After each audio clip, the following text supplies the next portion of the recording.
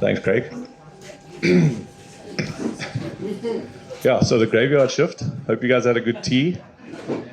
I'm not going to go into detail about spec planting and the numbers and all of that. We have some of those numbers. We've also had many failures and also some successes with that, but I'm not going to go into the spec.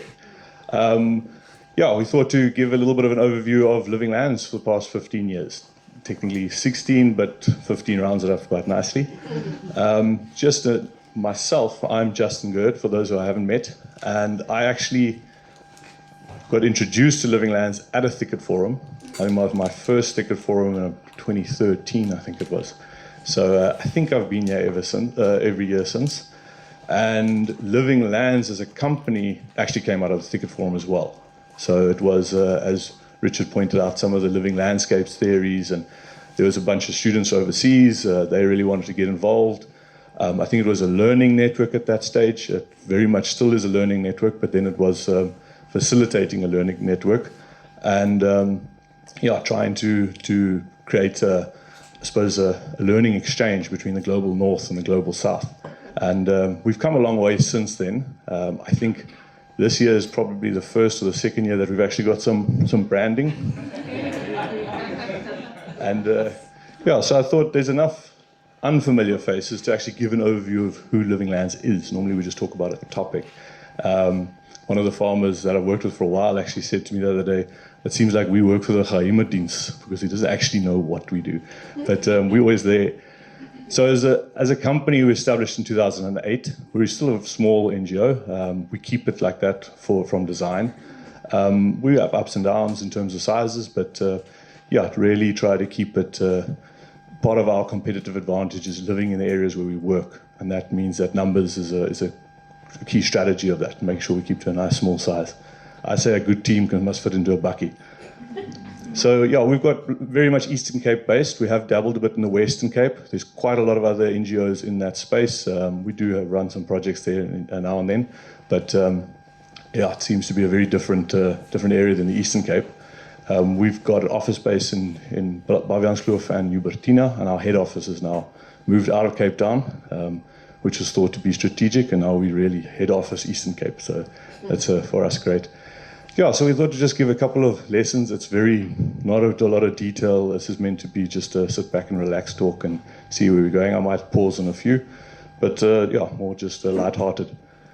So yeah, one of the lessons early on, and I think this goes for anybody running projects on landscapes, is that your common concern entry point definitely trumps anything else. And I think often projects are developed with the landscape in mind, with all the things in mind, but take quite a long time before you actually get boots on the ground. And sometimes in 5-6 years, a lot of the context has changed from the original objectives.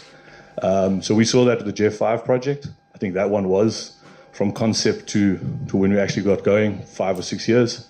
And by then, a lot had changed. The original concept was very much carbon market focused, spec focused. And at that stage, the stakeholders were having none of it. They were gutful of hearing about spec boom, and they were gutful, and we were dealing with communal farmers then that have just said, well, if it didn't work on the other farms, why must we try this? And yeah, but looked at some of the immediate concerns that they had. Luckily, the J5 project was an SLM, a Sustainable Land Management project. So we were able to sway the objectives a bit and focus on how we can adapt some of it and get some good work to dealing with the immediate needs. Yeah, of course, another big lesson, the mythical adaptive management. I think it was Pumla Mzazi that said in this forum, adaptive management's like teenage sex, eh? Everybody talks about it, but no one's doing it. I'm quoting Pumla, I didn't say it. Again, big lesson, hard lesson for us, trial and error. We had a big essential oil project set up. A lot of money came in, a lot of consultants, experts, advisors, massive hectare targets, not as grindy as Rob's project, but a lot of sweat and tears, and very similar out to sort of not quite strikes, but close to it. Had more striking farmers than striking labor. But yeah, that taught us a lot, context specific. You can't underplay R&D. Really get your research and development, make sure it's context specific, make sure you get there. And I suppose also the other lesson there was definitely try, fail, learn, and then do it again. If you just theorize, you're never going to get it going. But at the same time, you're going to fail, learn from it, pick it up, and go forward. And then for the academics, I suppose, big lessons that we've learned. We've dealt with quite a few student projects. Context is everything. And especially when you're dealing with landowners or farmers, I think when you're coming, I almost want to say, I don't think it needs to be practicality over academic rigor. I think academic rigor is very important because it makes the results just speak for themselves. And it comes to another point, partner up. If you don't have the practicality, partner with somebody that does. And try and do pilot studies or get in the ground first. Figure out the area before you start making randomized surveys and things like that. Where's Tony? He's not looking. He didn't pick that one up. Yeah, then of course, assumptions aren't helpful. So really, I think this goes to the root of our framework that we do, come in with an open mind, try to learn together. I think that's one of the best lessons learned as well. You're constantly learning and everybody's, so try to keep the assumptions to a minimal, and if you do, test them, rather than just coming in bullish. Very key lesson, partner up wisely. We've got some great partners at the moment. Common Land's been a very strong partner, testing at times, but very good partner. We've also had some terrible partners. And one thing I've learned with partnerships, it really puts a lot of energy into creating them, so then you think you need to put a similar amount of energy into maintaining them. If it's not working, call it a day, go your separate ways. Don't. It really makes the whole thing sink. It builds bad energy, actually, in the whole thing as well. And partnerships don't have to be measured by their longevity. Sometimes a great partnership is get in, get out, get your job done, and that's it. You don't need to stretch out, and it doesn't always work for different things. Then of course this goes without saying, but different approaches. I mean, I've been with so many workshops and so many projects where they're kind of doing the one-size-fits-all style, and really mix and match, because you're going to deal with different sectors of society.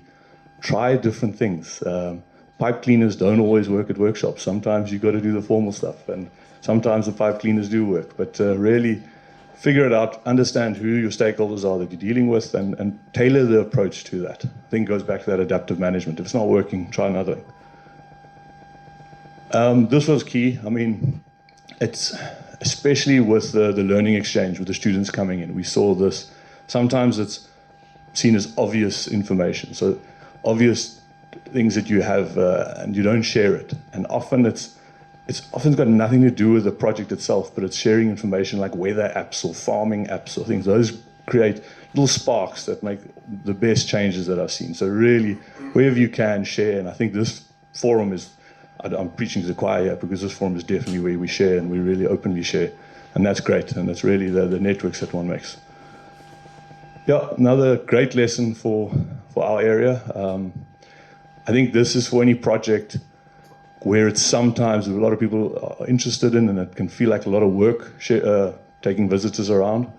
But for us, it really gives us the opportunity to pause a bit and review the work from somebody else's eyes, or just trying to show them something brings new questions.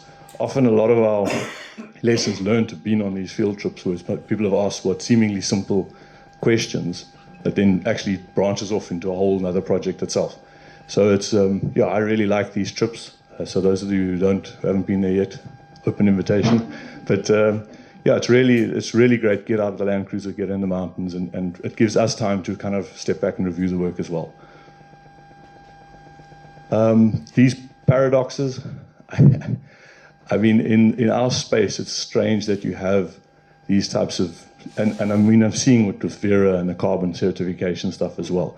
I mean, they're definitely systems that are put in place for good reasons, and they often, get more bureaucratical as the time goes by. But sometimes you just step back and you think, yes, this is really doing the opposite of what it's meant to be achieving.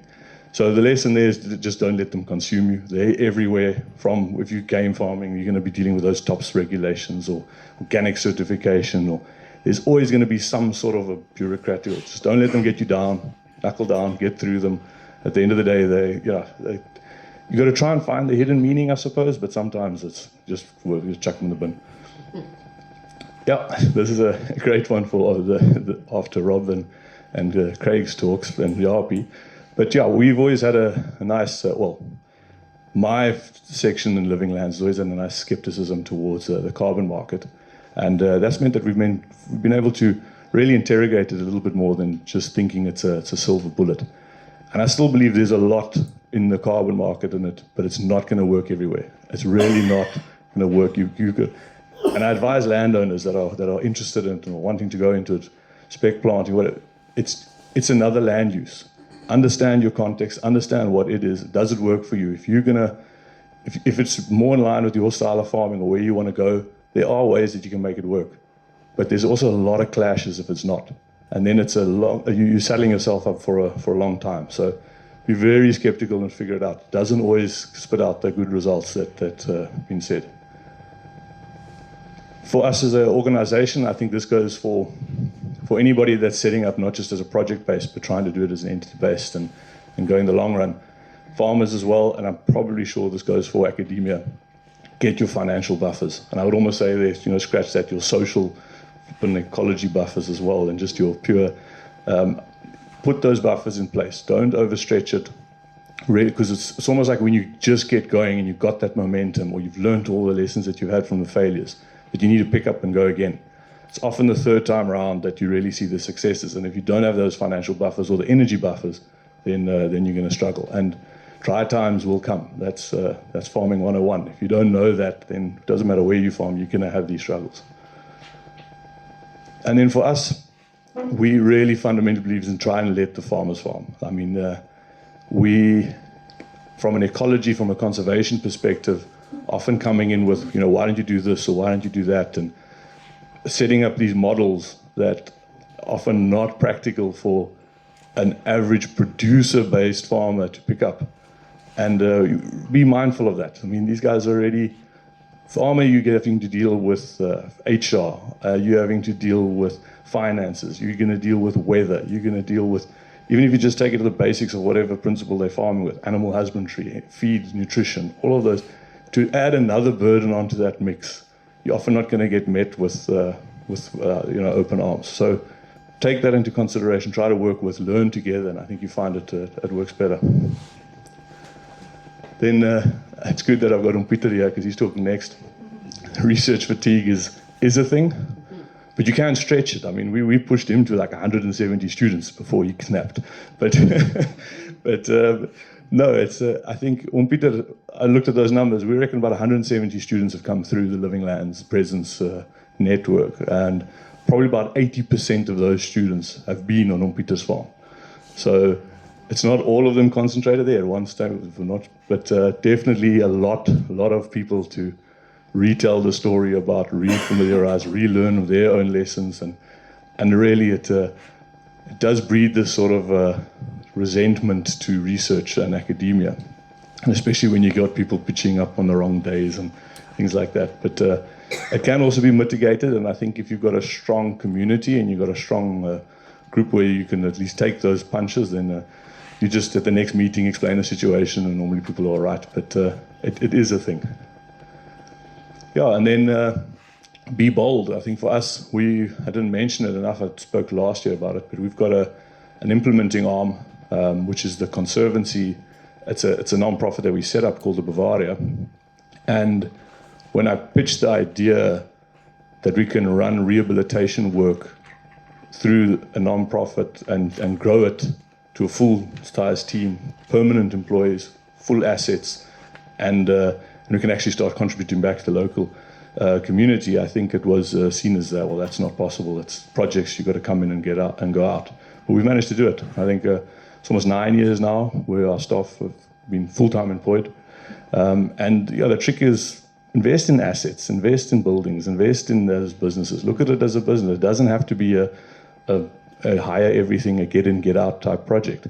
And we're selling diesel there now. We rent those trucks out. We've got 2 of them, tractors, planters. So really, it's not quite always that lucrative, but it really contributes more to the greater community. But I spoke a lot about that last year. So yeah, thank you. And then I'll take this opportunity as well to just introduce Peter, who's been one of our long-term stakeholders, and I think he's got a nice little bit more of a picture presentation than what I had. So yeah. Okay.